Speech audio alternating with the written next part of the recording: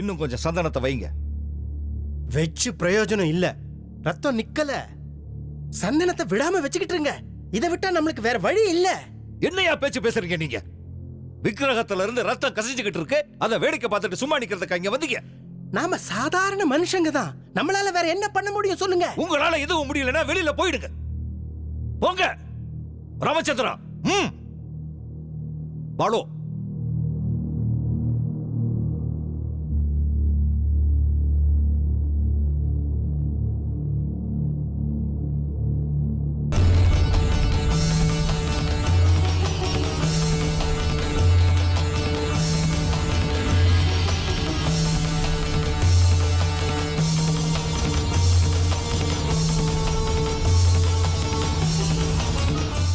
என்ன தாயே இது? உனக்கு என்ன ஆச்சு இன்னைக்கு?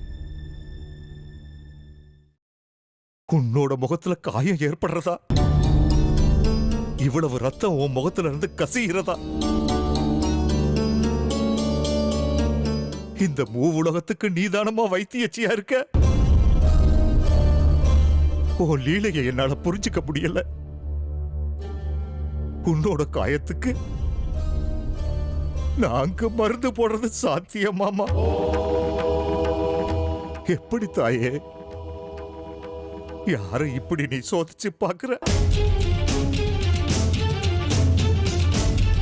யாருக்கு இவ்வளவு பெரிய பரீட்சையை நீ வைக்கிற? யாருக்கு இவ்வளவு பெரிய தண்டனையை கொடுத்துக்கிட்டு இருக்க நீ?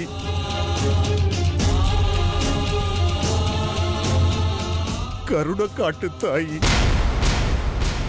உன்னோட கருணையால எங்களை காப்பாத்து. ஏதாவது தப்பு பண்ணியிருந்தா எங்களை மன்னிச்சிடு தாயி, எங்களை மன்னிச்சிடு. உன்னோட பரிசுத்தமான முகத்தை தரிசனம் பண்ற பாக்கியத்தை கூடமா கருணை காட்டுமா தாயே, கருணை காட்டு, எங்களுக்கு கருணை காட்டு.